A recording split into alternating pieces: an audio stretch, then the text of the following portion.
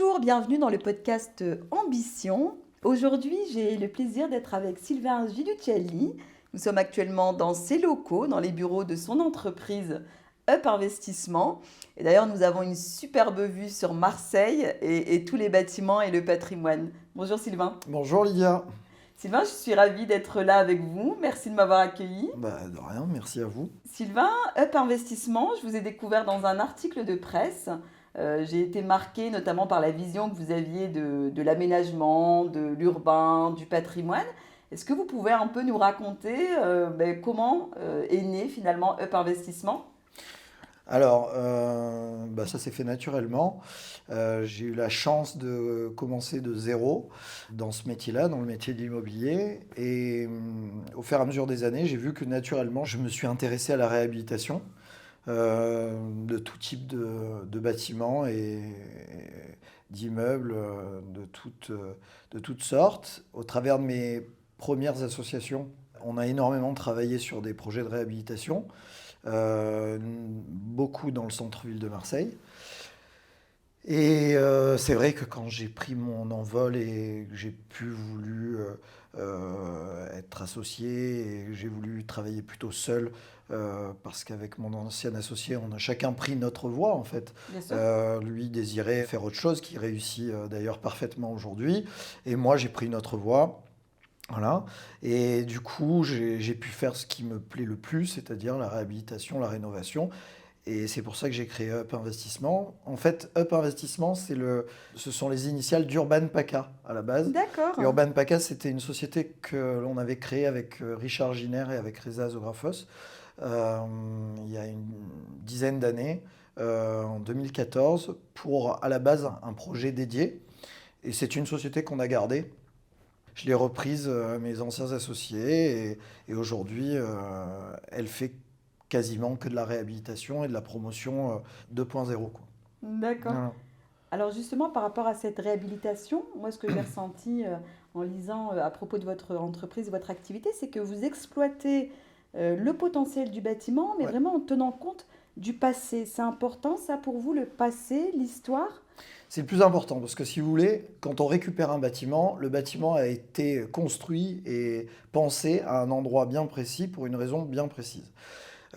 Cette raison-là et ce besoin à l'époque, en tout cas, n'est plus le besoin d'aujourd'hui. Parce que, ou alors, s'il l'est encore, le bâtiment n'est pas forcément en adéquation avec les besoins et les usages d'aujourd'hui. Bien sûr. Du coup, ces bâtiments-là ont souvent une situation et un emplacement idéal.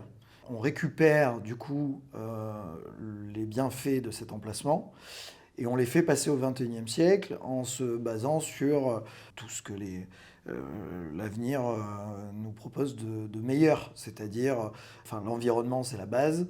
Aujourd'hui, il est inenvisageable de penser un bâtiment sans avoir comme première question quel va être l'impact environnemental de ce bâtiment à l'endroit où il est. L'impact social aussi. C'est hyper important d'avoir un bâtiment qui va puiser ses ressources, notamment ses ressources humaines, dans le tissu social de proximité. Voilà. Donc généralement, quand on récupère un bâtiment, on le projette dans les 10-15 prochaines années, ce qui nous permet de faire une programmation adéquate, quoi.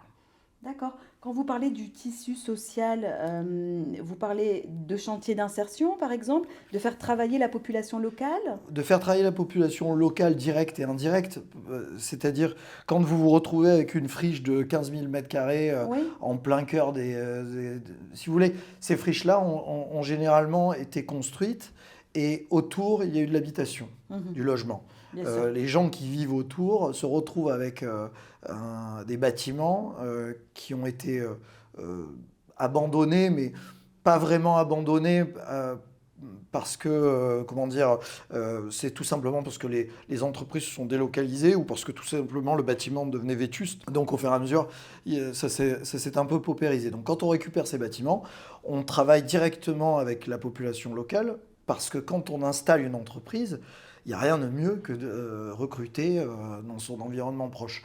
Après, ça dépend du type d'entreprise. Si c'est une entreprise de biotech, l'entreprise va devoir aller les chercher, peut-être pas dans l'environnement direct, mais quand c'est de la manutention, ce qui arrive souvent dans les locaux d'activité industrielle, la manutention, ce sont des... Voilà, ça peut être un biais de réinsertion dans le monde du Mhm. travail. Sylvain, j'imagine que vous travaillez avec différents corps de métier, que Mhm. ce soit des architectes, des urbanistes, des aménageurs. Dans vos collaborations, qu'est-ce qui est important, que ce soit en termes de valeur, mais aussi en termes de savoir-faire, de comment je travaille avec l'autre? Alors, la base, c'est que chacun se réalise. C'est la base. Alors nous, on se réalise dans l'élaboration d'un projet qui va rester dans le temps et qui va servir. Voilà.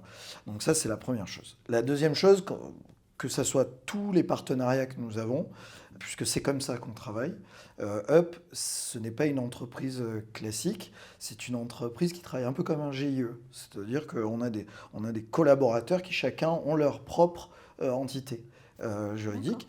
Et chacun a sa propre boîte et travaille sur différents projets que Up Investissement initie ou que les partenaires amènent pour qu'on puisse les traiter ensemble. Donc, pour répondre à votre question, chaque personne qui travaille autour du projet doit avoir l'ambition d'amener sa pierre à l'édifice et de faire en sorte que le projet puisse se réaliser. Donc, en gros, notre motivation principale, c'est que chacun puisse réaliser ce qui l'intéresse dans un projet que l'on mène. Voilà. D'accord. Vous intervenez sur quel périmètre? Est-ce que c'est Marseille? Est-ce que c'est au-delà? Alors, c'est principalement Marseille. En fait, ça dépend du type de projet. Quand ce sont des projets, ce que j'appelle les projets où il faut rentrer dans la tranchée, ce sont des projets de proximité. Donc c'est vrai, nos bureaux sont à Marseille. Du coup, on travaille sur des projets marseillais. Par contre, on a des projets disons, sur Nice. On a un projet montagne, on a un projet dans les Alpes-Maritimes, un projet dans le Var. D'accord, donc vous êtes quand même Ouais. aussi à l'extérieur. J'ai cru également comprendre que vous investissiez beaucoup sur le nord de Marseille. Oui. Et c'est quand même une partie de territoire qui est un peu compliquée d'accès. Hein, on va pas Ouais. se mentir là-dessus. Comment vous arrivez à convaincre des entreprises finalement à installer leur activité, à proposer à des collaborateurs de travailler dans ce secteur-là, où le foncier est plus disponible que dans le reste de la ville, quand l'accessibilité est compliquée? Alors, il y a plusieurs leviers. Alors, avant toute chose, les quartiers nord de Marseille, il faut savoir que c'est l'avenir de la ville. Pour une simple et bonne raison, c'est que c'est le plus grand territoire et c'est le moins valorisé. Donc aujourd'hui, pour une entreprise de venir s'installer dans les quartiers nord, c'est fantastique pour plusieurs raisons. La première, c'est que vous avez une accessibilité qui est sans précédent à Marseille. C'est le lieu avec les meilleures accessibilités. La deuxième chose, c'est que vous avez effectivement, comme vous venez de le dire, des prix d'acquisition ou de location qui sont beaucoup plus attractifs. Mhm. Et le dernier point, alors c'est un faux secret, aujourd'hui, il n'y a rien à vendre. En termes de locaux d'activité, il y a Il y a une une demande, pénurie, hein. il y a une demande qui est largement supérieure à l'offre, ce qui fait que aujourd'hui, une entreprise qui veut s'implanter, si on lui propose des locaux dans les quartiers nord, elle va y aller. D'accord. Et généralement, ce sont des entreprises dynamiques qui ont compris aussi que les quartiers nord font partie de l'avenir de Marseille et sont aujourd'hui en grande partie l'avenir de Marseille.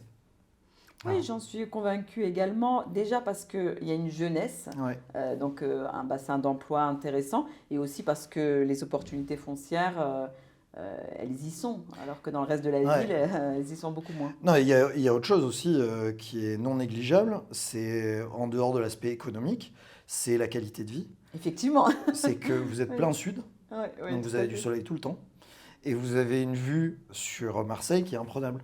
Enfin, sauf si vous êtes dans un trou. Oui, Mais quand vous êtes sur les hauteurs, que ce soit à sur... l'Estac, par exemple, Oui, la au-dessus de vue est l'Estac. splendide. Mais voilà, dès que vous êtes un tout petit peu sur les hauteurs, n'importe où dans les quartiers nord, Sainte-Marthe, etc., c'est absolument magnifique. Oui, oui, j'ai Voilà. déjà remarqué. Comment vous trouvez ces opportunités? Comment vous prospectez? Alors c'est le réseau. Déjà, on a des développeurs qui qui sont top. On a de super commercialisateurs aussi. On a des partenaires commercialisateurs qui sont vraiment excellents. Et du coup, quand une opération se passe bien, ils nous ramènent d'autres opérations à faire. Et après, on commence à vraiment se spécialiser là-dedans. Donc, le but aujourd'hui, c'est d'être identifié comme un acteur de ce type de projet, quoi. Mhm. Voilà. Alors, ce que je me dis également, c'est qu'à un moment donné, on est quand même, enfin, vous êtes tenu par un plan local d'urbanisme, Oui. vous êtes tenu par un droit de préemption parfois. Est-ce qu'il vous est déjà arrivé d'être sur un projet, d'avancer dessus et que finalement, je dirais, la visée de ce projet ou de ce bâtiment est passée d'une activité économique à finalement un tout autre projet? Vous voyez ce que je veux dire? Non, on a eu des projets il y a quelques années qui ont été préemptés, mais c'était avant qu'on ait un vrai dialogue D'accord. avec la métropole, la municipalité, avec l'urbanisme en règle générale. Aujourd'hui, on a de très bons rapports avec l'urbanisme, les partenaires qui s'occupent de toute la partie économique. Dès que l'on commence à travailler sur un sujet, on leur en parle tout de suite en amont et on démine et on débroussaille les sujets en amont. Donc pour répondre plus précisément à votre question, aujourd'hui, oui, on a une orientation dans les sujets que l'on traite qui est donnée par la municipalité ou par l'urbanisme, ou par la métropole ou par les services quels qu'ils soient, mais on est totalement en adéquation avec ce qu'ils désirent puisque on pense exactement la même chose D'accord. sur la destination du bien au Mhm. final. Donc Et vous on n'a aucune travaillez. pression, c'est ça qui est intéressant aussi, on n'a aucune pression, oui, il faut que vous fassiez ci, ça, etc. Notre priorité est égale à la leur, donc Mhm. notre Donc, volonté nos volontés sont les mêmes. donc avec les collectivités locales, vous Aucun avez des problème. relations et vous avancez aussi main dans la main, je Ouais. dirais. L'entrepreneuriat, on dit souvent on ne naît pas entrepreneur, on le devient. Est-ce que c'était naturel pour vous, Sylvain? Ah, j'ai toujours été. Vous avez toujours été J'ai mis entrepreneur? du temps pour pour le mettre en place, mais j'ai mis beaucoup de temps pour le comprendre et surtout pour me canaliser. Et je commence à peine à le faire depuis quelques années, grâce à mes expériences, grâce à mes associations qui m'ont beaucoup appris, grâce à mes échecs. Vous nous partagez un de vos échecs? Bon, j'en ai eu beaucoup, hein, mais j'en ai eu beaucoup. Mais je ne considère pas ça comme un échec. Oui. Je ne sais pas comment vous dire, mais j'ai eu plusieurs expériences, notamment dans l'immobilier, qui m'ont en fait, comme j'ai pris disons, ces échecs comme des expériences, j'ai transformé derrière, donc c'est devenu des réussites. D'accord. Donc, Voilà. de toute façon, vous ne pouvez pas arriver là où vous êtes aujourd'hui si vous n'aviez pas eu ces expériences précédentes. Ah oui, c'est sûr, Parce c'est impossible. qu'effectivement, Vous savez, j'ai pas fait d'études, donc D'accord. je suis autodidacte, j'ai tout appris sur le tas, quoi. Mhm. Donc ça...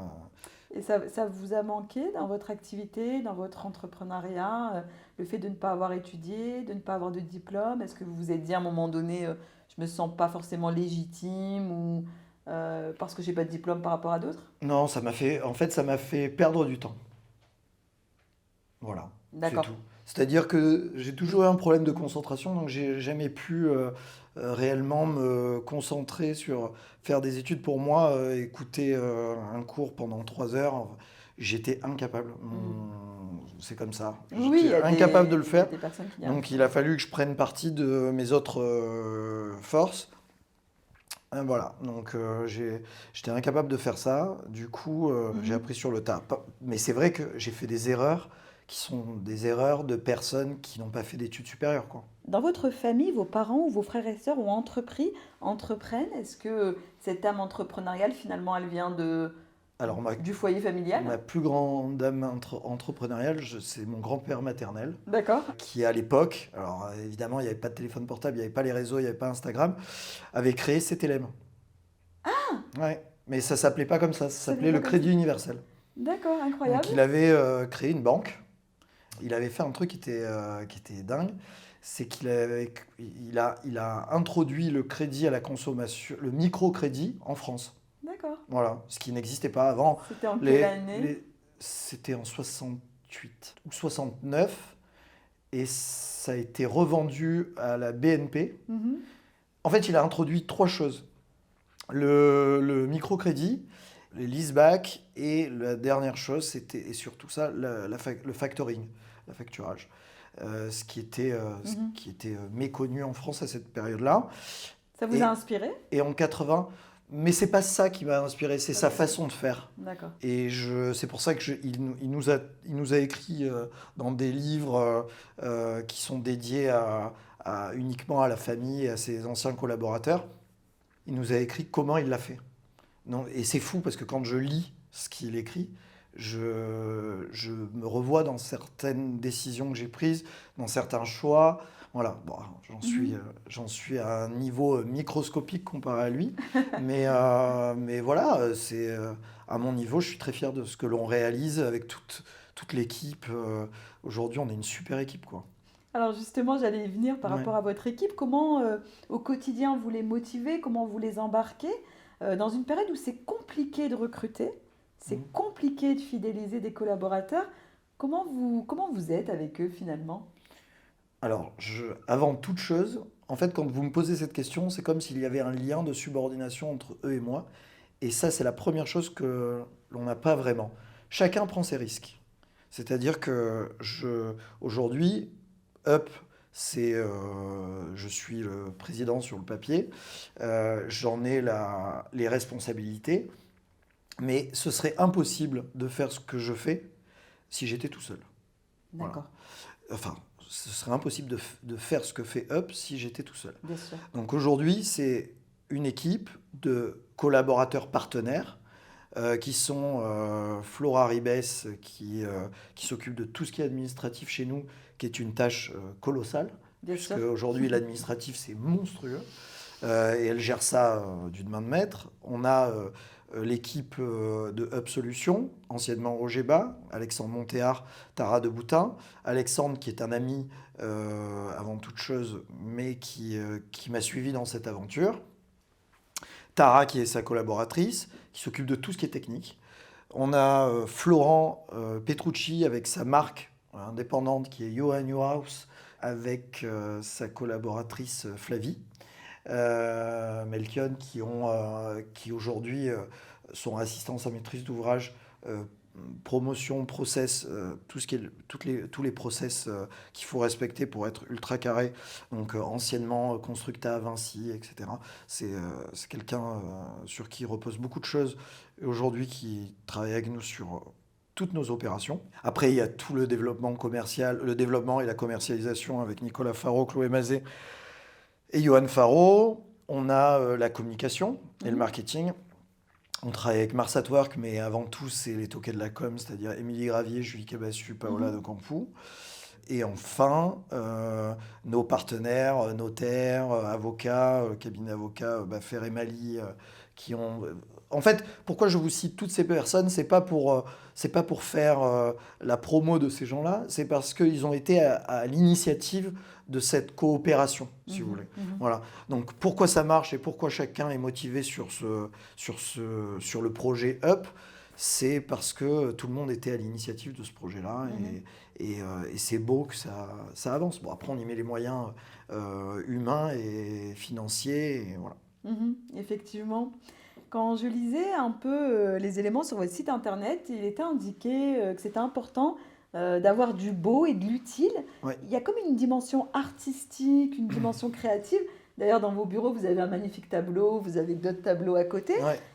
Vous êtes sensible à l'art, Ah, Sylvain? c'est hyper important. En fait, vous savez, j'ai fait un hôtel en Corse et, entre guillemets, ça n'a pas été l'affaire la plus lucrative que j'ai pu faire. D'accord. Mais c'est l'opération sur laquelle j'ai gagné le plus d'expérience. Mhm.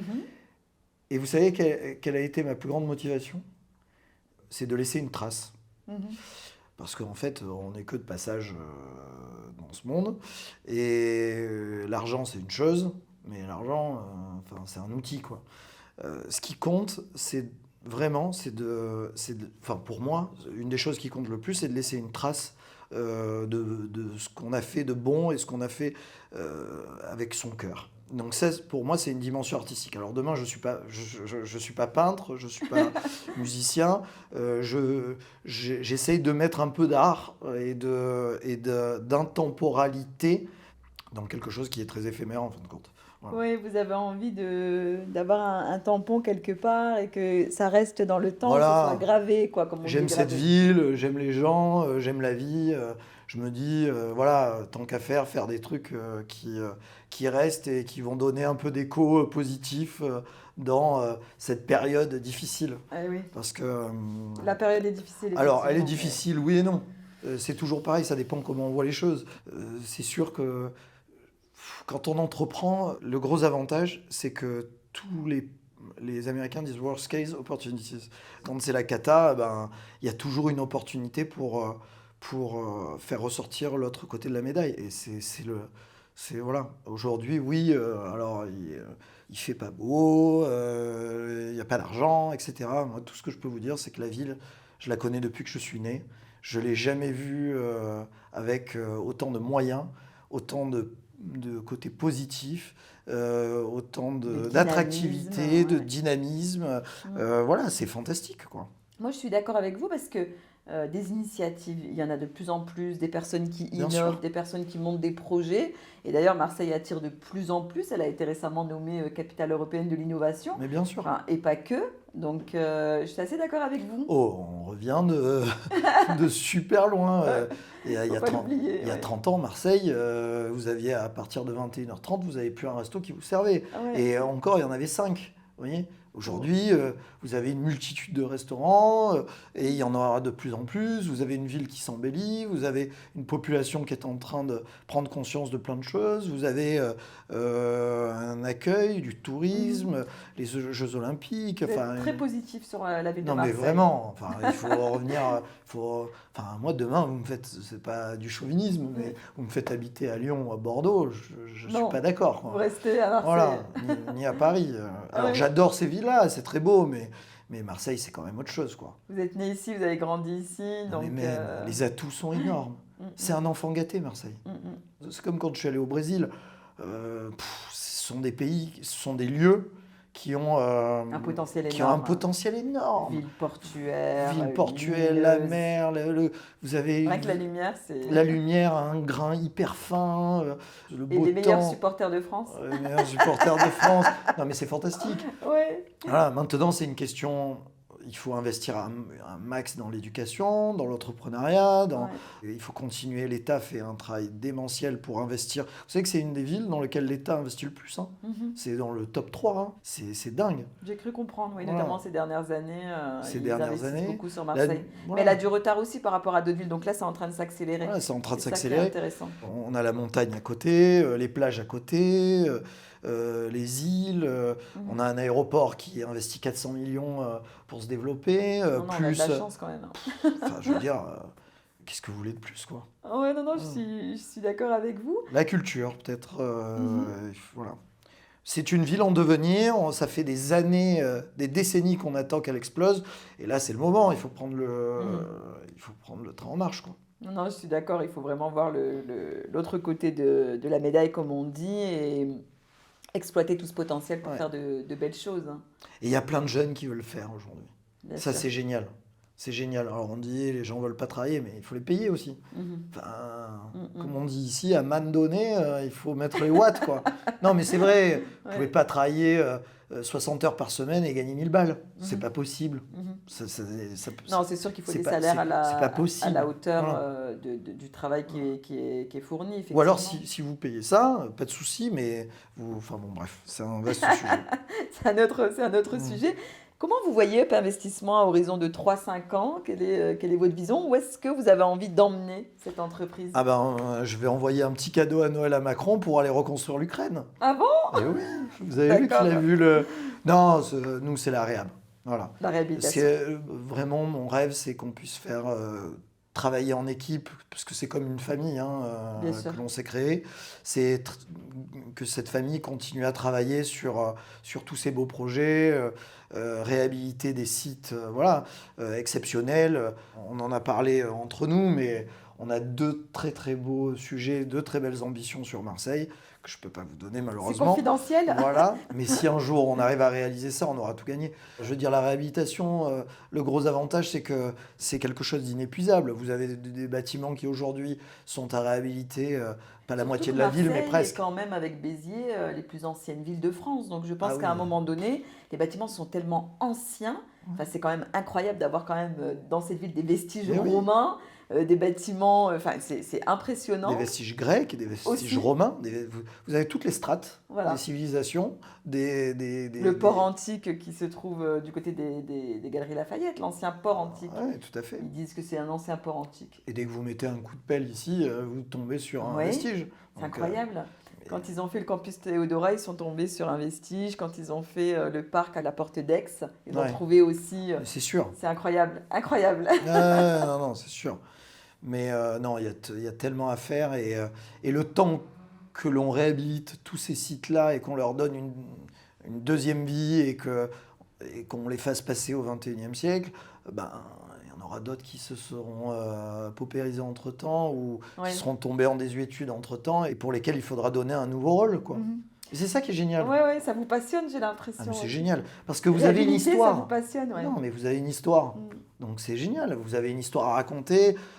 Quand vous avez un bâtiment tout neuf, tout sec, qui sort de nulle part, la plupart des promoteurs essayent de créer une histoire. Alors là vous l'avez. Ouais, Là, vous effectivement. l'avez. C'est simplement le savoir-faire qui change. Mhm. Et il faut les porter. C'est ça qui est un peu plus difficile, entre guillemets, C'est-à-dire dans ce métier-là. Les promoteurs classiques, dirons-nous, n'achètent pas le terrain.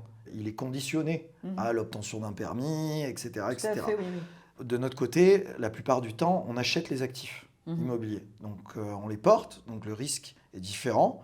Après, il y a toujours un crash test Bien sûr. du risque que l'on prend. Et c'est là-dessus qu'on monte notre financement. Voilà. Mhm. D'accord. Non, c'est passionnant. Et est-ce qu'il y a d'autres passions? Est-ce que vous avez, par exemple, des hobbies? Est-ce qu'il y a un sport qui vous plaît?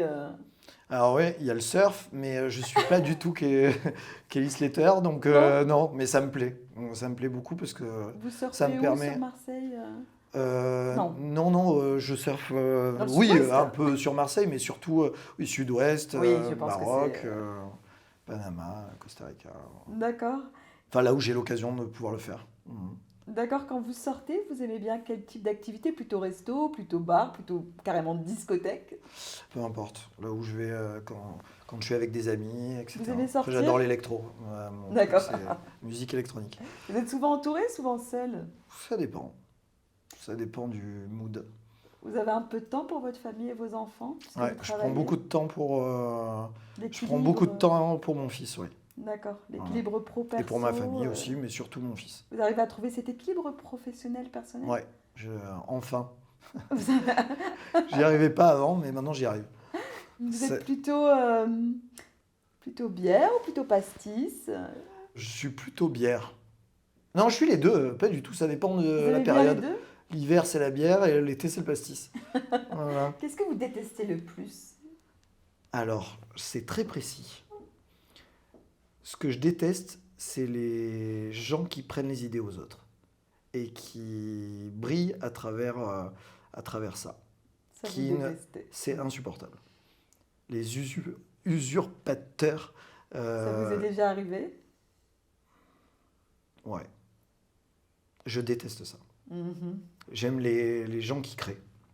Parce que les personnes qui créent le font grâce à une expérience de vie où, alors, il y en a qui créent par rapport à leur névrose, d'autres qui créent parce qu'ils ont une véritable intelligence créatrice. Mhm. Et ça, je trouve ça pas respectable, mais admiratif. Admiratif, oui. Je suis admiratif de ces gens-là. Mais alors, les gens qui brillent grâce aux idées des autres et qui ne se remettent pas en question par rapport à Ça vous ça et qui insupporte? flattent leur ego grâce à ça, c'est insupportable. Oui, je comprends. Voilà. C'est insupportable. Ce sont des usurpateurs. Si vous n'étiez pas entrepreneur dans ce domaine-là, qu'est-ce que vous auriez fait? Si il n'y avait pas cette entreprise, si vous n'étiez pas dans ce domaine, quel est l'autre domaine qui vous plaît? Qu'est-ce que vous auriez J'aurais fait ce que je faisais quand j'étais plus jeune. J'aurais mis des disques. Non, j'étais DJ quand j'étais plus jeune. D'accord. Mais quand j'avais Oui, quand j'avais 15 ans, quoi. J'adorais ça. J'adorais ça pendant des années. Et j'ai malheureusement pas pu continuer parce que je fais partie d'une génération où faire des études était le plus important pour rassurer les parents, pour se rassurer soi-même d'ailleurs. Mhm. Avoir le bac, c'était important, etc. Et en quatrième, il y a la prof principale qui a dit à ma mère, enfin, ça sert à rien qu'il fasse des études, il n'est pas du tout concentré, il faut qu'il soit DJ. Et Ouais, vous aviez un vrai voilà. problème de concentration. Ah ouais, ça servait à rien. Et je l'ai pas fait, mais je suis fier de ne pas l'avoir fait non plus parce que je serais D'accord. peut-être tombé dans un monde, je sais pas si je serais tombé dans le bon monde. Voilà. Vous, par rapport à votre fils, qu'est-ce que vous avez envie de lui transmettre? Qu'est-ce que vous avez envie qu'il fasse de différent de vous ou comme vous? Je veux lui transmettre l'honnêteté dans le travail avec soi-même. Mhm. Deux, j'aimerais lui transmettre l'entrepreneuriat, qu'il puisse se réaliser lui-même. Voilà, Mhm. c'est tout. Qu'il soit D'accord. heureux dans ce qu'il fait. Sinon, ça sert à rien, quoi. Qu'il gagne du Effectivement. temps un peu là-dessus. Voilà. Après, il Effectivement. fera ce qu'il veut, hein. Tout à fait. Qu'il soit heureux, c'est tout. J'ai pour habitude de demander aux invités de choisir entre trois objets. Ici, nous avons votre smartphone, Sylvain, votre tasse de café et pourquoi pas cette œuvre d'art qui est derrière vous, qui est très jolie. Qu'est-ce que vous choisiriez et pourquoi? Je choisirais sûrement l'œuvre d'art D'accord. parce qu'elle donne une émotion, donc c'est ce qui me plaît. Voilà. Le téléphone, je trouve que si on pouvait l'enlever, ça serait génial. Mais on D'accord. en a besoin aussi. Oui. Et le café, c'est du déca parce que sinon je monte au plafond. Voilà. D'accord. Eh bien, écoutez, merci de nous Merci à avoir vous. partagé tout Merci votre à vous. Merci parcours. pour votre temps aussi. Merci pour votre authenticité et à bientôt. À bientôt.